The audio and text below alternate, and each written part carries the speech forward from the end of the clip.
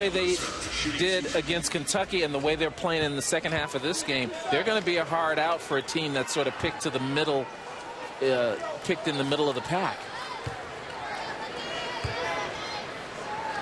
Two things that are surprising this year, not mentioning Ohio State as a contender, and Louisville in the ACC flying under the radar. I've never heard the Louisville Cardinals name and the term flying under the radar put together, and yet Rick Pitino's team has been and maybe flying above it if it beats Kentucky this week with just a one-loss season right now for the Cards. Yeah, that'll be a fun game to watch.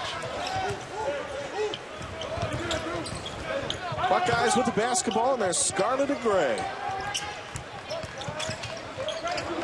They've been hot lately. The only blemish, the loss to Connecticut by 20.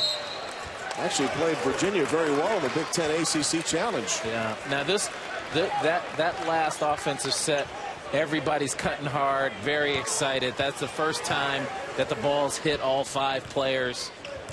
Good stuff.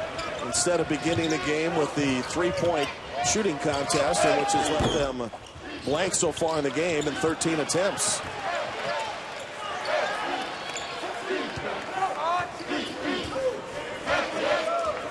Mercer Bears under the direction of Bob Hoffman, his 8th season, a record of 154 and 100.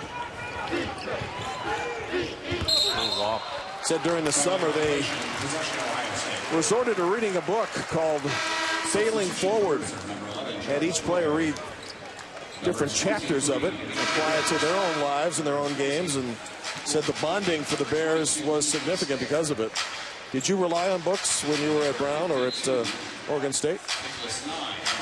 It depended on the group. If I thought books would be the way to go, I would do that, but we did a lot of clips, video clips and movies and things like that, because I thought it grabbed their attention more.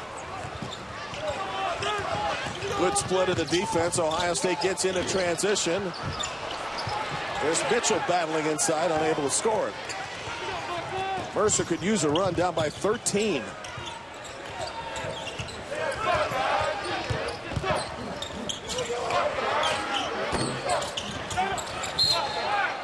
Bears, though, are now 3 of 14 from beyond the arc.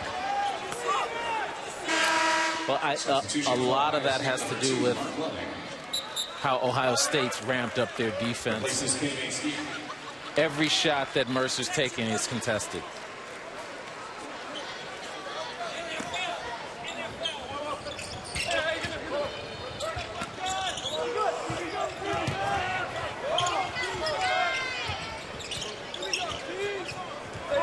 Son of Major Leaguer Darryl Strawberry, Jordan Strawberry, as they swing it to the opposite side, and Dimitri Rivers. 4 players touch the ball in this possession. Will they get a second chance? Yes. And a full shot clock, so they're battling as well. They're just not scoring. You know, and they're relentless on the boards, and I talked to Coach Hoffman about this at practice and asked him why they were so good, what kind of drills he ran, and you know what he told me? They don't run any drills.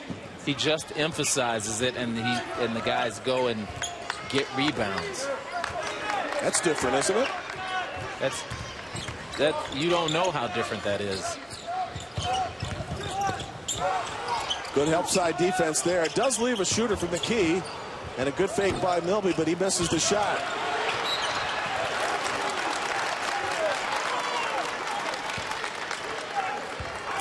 So Kilby off the miss, foul call on Ohio State. And I think what Mercer needs right here is a nice, easy bucket. I mean, we've seen a complete role reversal. Now Mercer needs to see some balls go through the hoop. Bears aren't getting any free throw opportunities either, just 4 in the game, and Ohio State is far from being over the limit. And there's your easy basket by Desmond Ringer from an out-of-bounds call. First made field goal, Craig, in 5 minutes. Later tonight, number 3 and unbeaten Oklahoma against Washington State.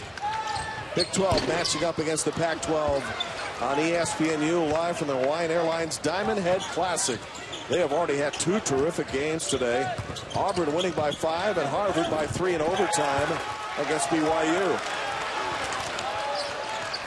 Mercer now cuts the disadvantage to 9. And Ohio State, recognizing a change in motivation here, is going to call timeout. Each team now with 2 timeouts.